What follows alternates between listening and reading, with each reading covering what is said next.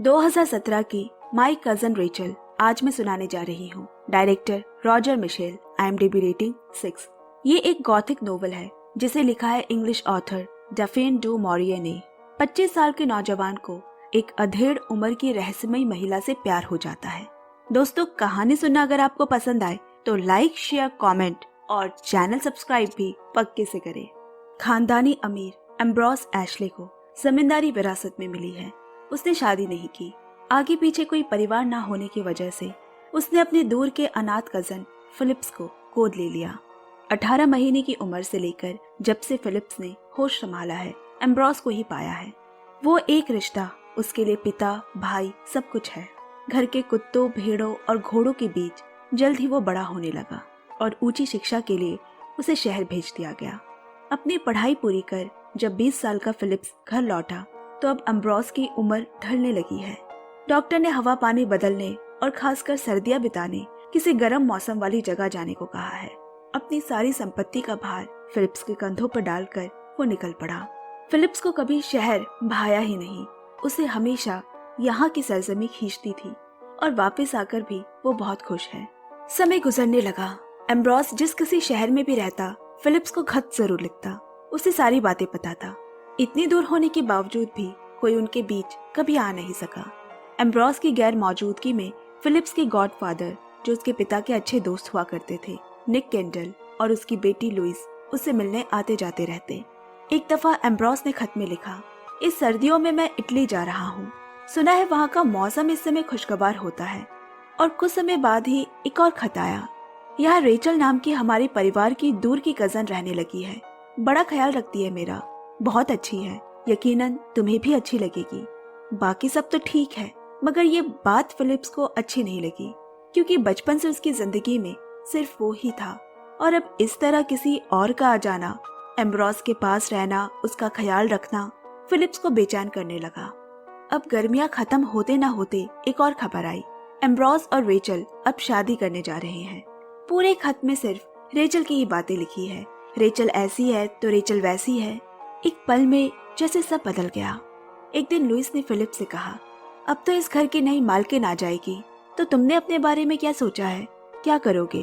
उसके पास इसका कोई जवाब नहीं। फिर कुछ दिनों तक खत का आना बंद हो गया। फिलिप्स को लगा कि वो अपनी नई जिंदगी में व्यस्त हो गया है और अचानक एक रोज एम्ब्रोस का खत आया। मगर जो लिखा है वो पढ़ने की फिलिप्स को उम्मीद बिल्कुल नहीं थी। लिखा है, मैं जब भी तुम्हें खत लिखने बैठता हूँ, रेचल मुझे कित की तरह देखती रहती है। मुझे मालूम है कि वो मेरे खत कभी तुम तक नहीं पहुँचने देगी। आज वो बाहर गई है, इसीलिए लिख पा रहा हूँ। मैं हफ्तों से बीमार हूँ, बुखार है, शरीर तप रहा है, सर में तेज दर्द रहने लगा है। मुझे यहाँ किसी पे भरोसा नहीं, ना रेचल पे, ना ही उसके करीबी दोस्त रिनाल्डी के सुझाए डॉक्टर पे। फिलिप्स ने वो खत अपने गॉडफादर निक और लुइस को दिखाए। उन्हें भी इस रिनाल्डी के बारे में कुछ नहीं पता। एक और चीज खत के लिफाफे में उल्टी तरफ गुप्त शब्दों में लिखा है, भगवान के लिए जल्दी आना। उसी दिन फिलिप्स इटली के लिए निकल गया। वहां पहुंचकर उसने देखा हर तरफ घास उगी हुई है, जैसे यहाँ इंसान का वास ही नहीं। एम्ब्रोस का घर भी खाली है, चीजें बिखरी टूटी पड़ी है। तभी ऊपर कमरे से एक आदमी ने आवाज दी। वो ही रिनाल्डी है जिसका जिक्र एम्ब्रोस ने खत में किया था। अब फिलिप्स ने उसके मुंह से जो सुना वो सुनने की उम्मीद लेकर तो यहाँ बिल्कुल नहीं आया था। जब उसने सुना एम्ब्रोस मर चुका है, आपाक होकर फिलिप्स ने उसकी गिरेबान पकड़ ली। फिर खुद को संभालते हुए पूछा, ये सब कैसे हुआ? रिनाल्डी बोला, मौत का कारण ब्रेन ट्यूमर है। आखिर के कुछ महीने वो पागल सा हो गया था। चीखना, चिल्लाना, चीजें तोड़ना, हर किसी पे भरोसा उठ गया था उसका, यहाँ तक कि डॉक्टर और अपनी पत्नी रेचल से भी। कई बार तो उसने रेचल की गर्दन तक पकड़ ली। बहुत ही हिंसक हो गया था। उसे बस में करना किसी के बस में नहीं था। फिर फिलिप्स ने पूछा, वो औरत रेचल कहाँ है? और एम्ब्रोस का सारा सामान, कपड़े, किताबें, सब कहाँ है? मौत के कुछ दिन बाद ही वो सारा सामान लेकर ये जगह छोड़कर चली गई। रिनाल्डी बोला। रिनाल्डी पेशे से एक वकील है और रेचल का बहुत अच्छा दोस्त भी।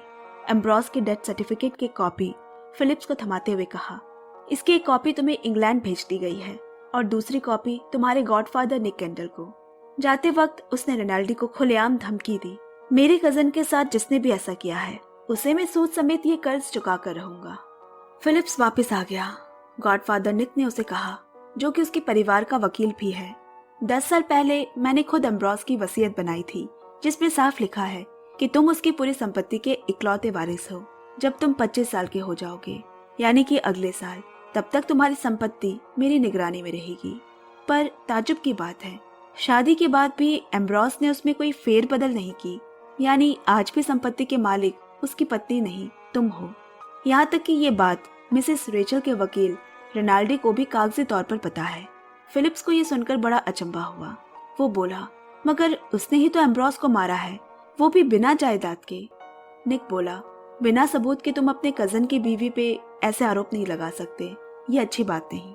जल्द ही सभी मुलाजिमों ने फिलिप्स को नया मालिक मान लिया।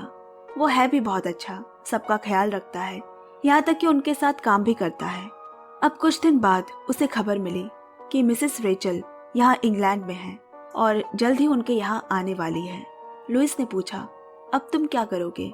फिलिप्स ने कहा, ऐसी खातिरदारी कि वो जिंदगी भर याद रखेगी। उसके लिए नौकरों वाला कमरा तैयार करवाया गया। एम्ब्रोस के कमरे में तो वो उसे कभी जाने नहीं देगा। बड़ी बेचैनी से उसके आने का इंतजार करने लगा वो। रात को जब घर आया तो नौकर बोला, मैडम आ चुकी है, वो अपने कमरे में आराम कर रही है और उन्होंने कहा है कि वो रात का खाने पर नहीं आ सकेगी। फिर फिलिप्स ने पूछा, और कुत्ते कहाँ हैं? मास्टर, वो भी मैडम के साथ ऊपर है। वो सोचने लगा, अचानक से सब कुछ कैसे बदल गया। उसके आते ही नौकर और कुत्ते उसके पीछे दुम हिलाने लगे। गुस्से में उसने अकेले ही खाना खाया।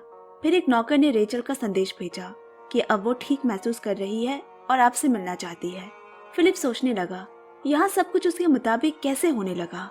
खैर, वो उसके कमरे पहुंचा और हिचकिचाते हुए दरवाजा खटखटाया। इसके पहले इस घर में कभी किसी स्त्री ने कदम नहीं रखे थे। रेचल खिड़की की तरफ मुड़ी हुई थी। अचानक पीछे मुड़ी और फिलिप्स को खड़ा देख चौंक कर बोली, मैंने कभी सोचा नहीं था तुम में और एम्ब्रोस के चेहरे में इतना मेल होगा। वाकई में उसके सगे भाई लगते हो। फिलिप्स भी थोड़ी देर के लिए सन्न रह गया। उसने जैसा सोचा था कि वो बूढ़ी होगी, कुरूप होगी, मगर ऐसा तो कुछ भी नहीं। वो तो काफी जवान और खूबसूरत है और इतनी तहजीब और शालीनता से बात करती है कि फिलिप्स चाह कर भी बदतमीजी नहीं कर पा रहा। थोड़ी मजाकिया भी है। रेचल का पूरा व्यक्तित्व ही इतना लाजवाब है कि फिलिप्स का सब सोचा समझा धरा का धरा रह गया। अगले दिन दोनों घुड़सवारी पर निकले। रेचल यहाँ आई तो पहली बार है, मगर इस जगह के बारे में उसने एम्ब्रोस से इतना कुछ इतनी बार सुना है कि उसे लगभग यहाँ के बारे में सब पता है। फिलिप्स भी ये देखकर हैरान है। अगले दिन सभी चर्च में इकट्ठा हुए। वहाँ से निकलकर सब साथ खाने बैठे। रेचल का व्यक्तित्व ही ऐसा है कि कोई उसे नजरअंदाज कर ही नहीं सकता। वो हर महफिल की जान बन जाती। निक और उनकी बेटी लुइस भी शामिल है आज की दावत में, मगर लुइस देख रही है कि जितनी नफरत फिलिप्स को उससे थी, वो तो जैसे गायब ही हो चुकी है। फिलिप्स की नजर एक पल के लिए भी रेचल से नहीं हट रही। वो हर जगह उसके साथ साथ है। उसे थोड़ा बुरा भी लगा, शायद इसीलिए क्योंकि वो उसे पसंद करती है। उनके जाने के बाद रेचल फिलिप्स से बोली, लुइस बहुत खूबसूरत है, उसका हाथ थाम लो। फिलिप्स बोला, ऐसा कुछ नहीं है हमारे बीच, हम बस बचपन के दोस्त हैं। पता नहीं लोगों को ऐसा क्यों लगता है कि हम एक दिन शादी करेंगे, जबकि ऐसा कभी कुछ होने ही नहीं वाला। इस घर पे कभी किसी स्त्री का वास नहीं था। रेचल के आने से कोई बहुत बड़ी कमी पूरी हो गई हो जैसे। फिर बातों बातों में फिलिप्स ने कहा, तुम इटली छोड़कर यहाँ क्यों नहीं रहती? आखिरकार ये तुम्हारे पति का घर है। रेचल बोली, अच्छा, अगर वापस नहीं जाऊंगी तो मेरा खर्चा कैसे चलेगा? वहाँ मैं ऊंचे घरानों की औरतों को तहजीब, उठना बैठना सिखाती हूँ। जिस पे फिलिप्स बोला, तो खर्चा चलाने के लिए दूसरी शादी कर लो या अपने पति की दी शादी या सगाई के गहने बेच दो। ये कहने के तुरंत बाद फिलिप्स को ऐसा लगा कि उसने हद पार कर दी है। रेचल चुपचाप उठकर अपने कमरे में चली गई। वो अगली सुबह ही अपने गॉडफादर के पास गया, जिसके हाथ में 25 साल के होने तक फिलिप्स की बागडोर है। वो बोला, कल रात मैंने बहुत बड़ी गड़बड़ कर दी।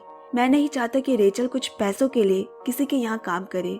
उसने निक से कहकर हर महीने के खर्च के तौर पे एक बड़ी धनराशि रेचल के नाम लिखवा दी। निक उसे देने को राजी हो गया। ऐसा लग रहा है जैसे पहले की सारी घटना फिलिप्स भूल चुका है। ये तो कोई नया ही फिलिप्स है। निकलते वक्त उसे लुइस मिली, जिससे बातें करने के लिए फिलिप्स के पास वक्त नहीं, या कह लो जरूरी नहीं। लुइस बोली, कितना आसान है ना अम्ब्रोस की विधवा के लिए तुम्हें उंगलियों पे नचाना। वो बिना कुछ कहे चला गया। जब रेचल को वो कागज मिला जिसमें उसे कुछ रकम दी गई है एम्ब्रोस की संपत्ति से, वो फिलिप्स पर बहुत नाराज हुई। उसे मालूम है कि ये उसी का काम है। रेचल के आत्मसम्मान को ठेस पहुंची है। कुछ दिन वो अपने कमरे से बाहर नहीं आई। एक दिन उसने फिलिप्स को कमरे में बुलाया और माफी मांगी। शायद तुम सही हो, मैं ज्यादा मगरूर हो गई थी। मुझे समझना चाहिए था कि अपने कजन की बेवा के लिए इस घर के और तुम्हारे भी कुछ फर्ज है और तुम बस वही निभाना चाहते हो।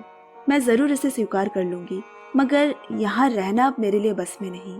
मुझे जाना होगा। मैं यहाँ आई तो थी एम्ब्रोस की यादों को फिर से जी पाऊंगी कहकर, पर अब वैसा कुछ मुमकिन नहीं लग रहा। पर फिलिप्स उसे रोकने लगा। इस घर को और उसे रेचल की कब से जरूरत पड़ गई उसे मालूम भी नहीं चला। और फिर रुकने के लिए हामी भरकर रेचल ने उसे किस किया। कमरे से बाहर निकलकर फिलिप्स की सांसें इतनी तेज चल रही है कि हाथ में पकड़ी हुई मोमबत्ती बुझने लगी। अगले दिन भी फिलिप्स चुपचाप है। वो चाहता तो था कि रेचल के करीब आए, पर अब जब ऐसा होने लगा है तो फिलिप्स को पुरानी बातें परेशान कर रही है। एक उलझन सी है जिसे रेचल भी महसूस कर पा रही है। जब उसने इसका कारण पूछा तो फिलिप्स ने उसे वो खत दिखाया जो मरने से पहले एम्ब्रोस ने उसे लिखा था, जिसमें रेचल के बारे में लिखा था और फिलिप्स को जल्दी अपने पास बुलाया था। खत पढ़कर रेचल निशब्द है। फिलिप्स ने वो खत आग में झोंक कर कहा, मगर अब मैं इन सब बातों में यकीन नहीं करता। मैं तुम्हें जानने लगा हूँ, पसंद करने लगा हूँ। अब एम्ब्रोस के मरने के महीनों बाद दोनों ने उसका बक्सा खोला जिसमें उसके आखिरी दिनों के कपड़े और किताबें रखी है। ऐसा लग रहा है वह एम्ब्रोस का सामना कर अपने इस रिश्ते को आगे बढ़ाने की इजाजत चाहते हैं। रोती हुई रेचल को फिलिप्स ने अपने कंधों का सहारा दिया।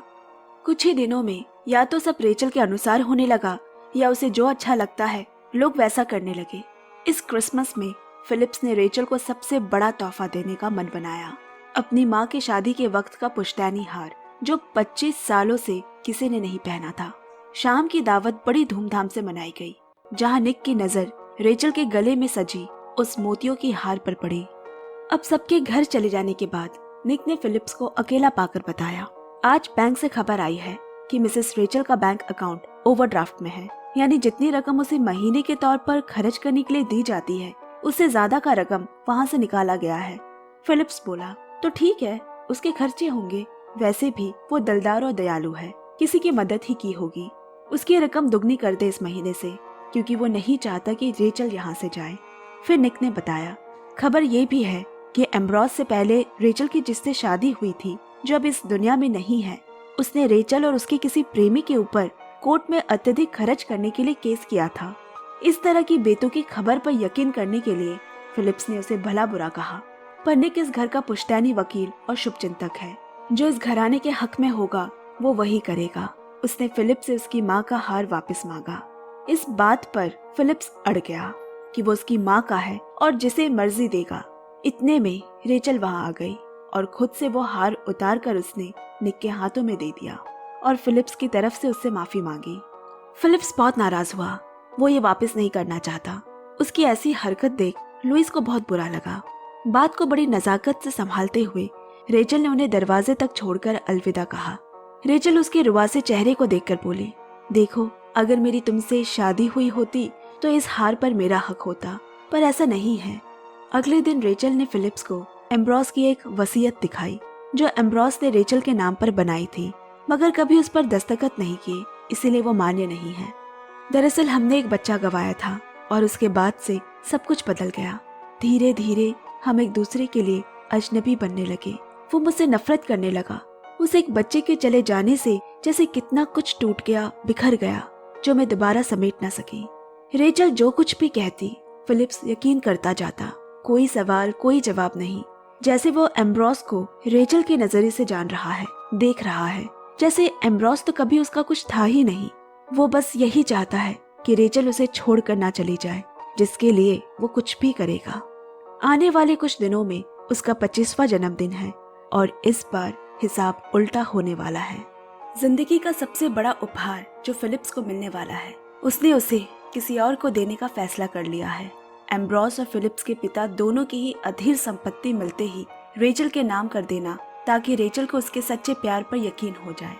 आज बड़ा खुश वो घर वापस आया तो देखा कि अंदर से खिलखिलाने की आवाज आ रही है। रोनाल्डी आया हुआ है, रेचल का सबसे पुराना दोस्त। वो जब से आया है रेचल जैसे भूल ही गई है कि एक और इंसान भी सामने बैठा है। रात में भी काफी देर तक रेचल के कमरे में बातें चल रही है और वो बाहर इंतजार कर रहा है। बीच में एक बार रेचल कमरे से बाहर आई और बोली, रोनाल्डी कल सुबह चला जाएगा। फिर उसे प्यार से पुचकार कर अंदर चली गई। उसका जन्मदिन जैसे जैसे सामने आ रहा है, जायदाद की कागजी कार्यवाही भी उसने तेज करा दी है। यहाँ तक कि अपने माँ दादी के पुश्तैनी हीरे जवाहरात तक भी रेचल के कदमों में बिछा देना चाहता है। उसके पुश्तैनी जौहरी ने कहा, आप जो ये सब कर रहे हैं, ये संपत्ति तब तक ही रेचल की रहेगी जब तक कि वो तीसरी दफा शादी नहीं करती, क्योंकि ऐसा करते ही ये उसके पति को चली जाएगी। ऐसा कभी नहीं होगा, फिलिप्स बोला। फिलिप्स के जन्मदिन के एक दिन पहले वसीयत के सारे कागजात तैयार कर दिए गए। बड़े भारी मन से निक ने उन कागजों पे दस्तखत किए जिसमें लिखा है, फिलिप्स अपने 25वें जन्मदिन पे मिली सारी जायदाद रेचल के नाम कर रहा है। इतने सालों से जो जायदाद अपने उचित वारिस का इंतजार कर रहा था, वो एक झटके में हाथ से चली गई। फिलिप्स ने रेचल के लिए पूरी दुनिया से बगावत कर ली है। देर रात फिलिप्स रेचल की खिड़की के नीचे खड़ा 12 बजने का इंतजार कर रहा है। किसी रोमियो जूलियट की प्रेम कहानी की तरह वो बालकनी से ऊपर चढ़ा, झोले में भरे सारे हीरे जवाहरात अपनी प्रेमिका पर निछावर कर दिए, साथ जायदाद के कागजात भी, और अपने प्यार का इजहार किया। रेचल भी उसकी बाहों में रात भर रही, मगर जन्मदिन की सुबह से वो फिलिप्स को कहीं नजर नहीं आ रही। वो पिकनिक का सामान और वाइन लिए कई घंटों तक उसके शहर से आने का इंतजार करता रहा और फिर अकेले बैठे बैठे पीना शुरू कर दिया। रेचल के वापस लौटते ही पूछा, तुम अचानक कहाँ चली गई थी? रेचल बोली, तुम्हारे गॉडफादर निक के पास, वसीयत के बारे में जानना था। खैर, नशे में फिलिप्स ज्यादा नहीं सोच पाया और दोनों ने साथ कुछ आंतरिक पल बिताए जो रेचल के लिए रोमानी कम और मजबूरी ज्यादा लग रही है।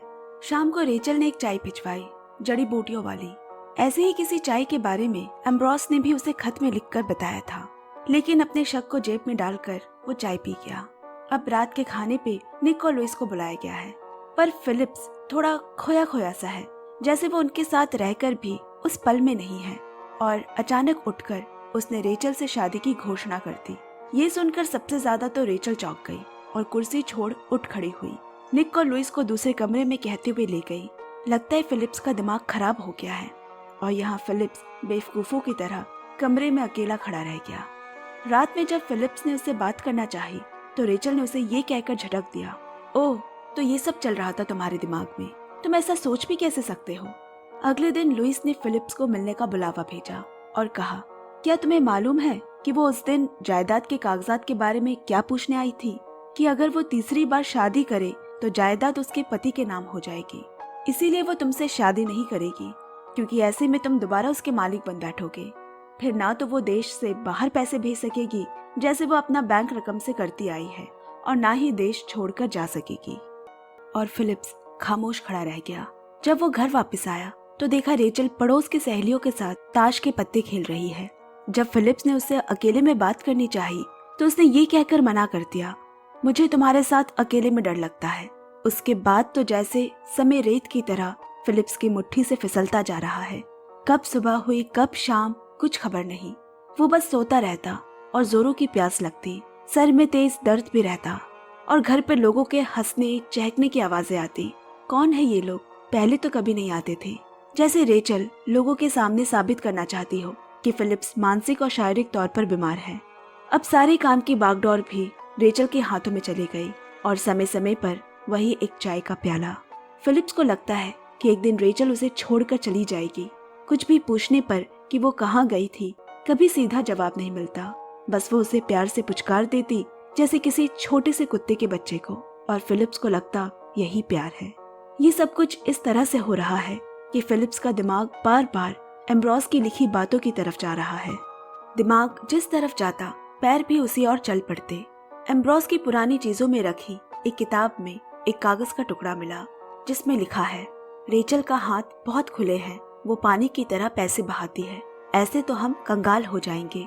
उसे निक की उस दिन की कही बात याद आ गई। सबने उसे सचेत किया था मगर तब उसने किसी की एक नहीं सुनी।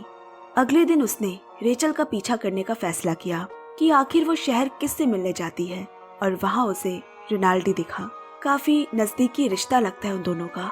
अब रेचल के घर वापस आते ही वो उसे सवाल जवाब करने लगा।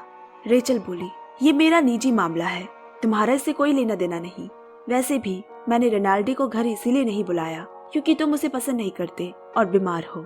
बहस इतनी जोरदार हो गई कि अपने बचाव के लिए रेचल ने अंगीठी में पड़ी एक सलाखें उठा ली, जैसे वो आदमियों की तानाशाह से वाकिफ हो, जैसे बहुत बार झेल चुकी हो, जैसे हर मर्द एक से होते हैं, बस सवाल जवाब करना, हक जताना, शक करना।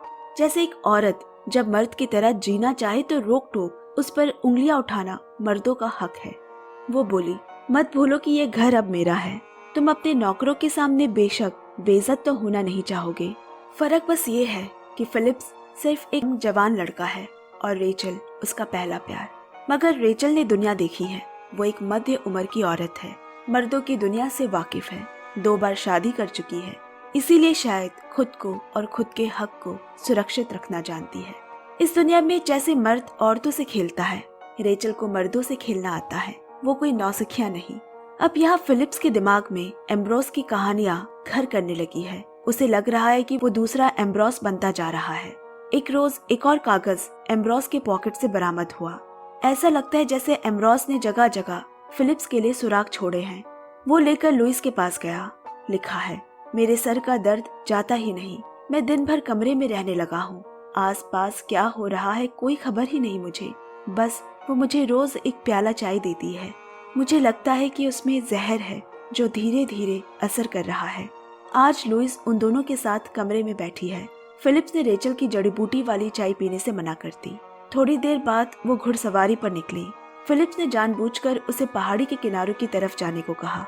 उसके जाते ही फिलिप्स और लुइस रेचल के कमरे में उसके खिलाफ सबूत ढूंढने लगे। कुछ तो मिलेगा। पहला खत मिला जिसमें रेचल ने फिलिप्स के खानदानी सभी बेशकीमती हार लौटा दिए हैं। वो थोड़ा चौंक गया, उसे यकीन नहीं आया। और ढूंढने पे उसे रिनाल्डी का खत मिला जिसमें रेचल ने फिलिप्स को अपने साथ इटली ले जाने की बात लिखी है क्योंकि वो बीमार है। लुइस ने कहा, मुझे मेरे पिता से पता चला है कि रिनाल्डी को लड़कियों में नहीं लड़कों में दिलचस्पी है, पर फिलिप्स को तो लगा था कि रेचल सारी संपत्ति लेकर रिनाल्डी के साथ भाग जाएगी। वो तुरंत उस ओर निकला जहाँ उसने रेचल को भेजा था क्योंकि वहाँ की मिट्टी ढीली है, दुर्घटना बहुत होती है। और वही हुआ। जब तक वो पहुंचा रेचल पहाड़ी से गिरकर मर चुकी थी। आज उस हादसे को समझते समझते कई साल बीत चुके हैं। लुइस से शादी से उसके 2 बच्चे हैं, मगर उसे आज भी वो बात खलती है। क्या हुआ था वाकई में? क्या वो सब उसके दिमाग की उपज थी, एक कहानी जो एम्ब्रोस ने बताई थी?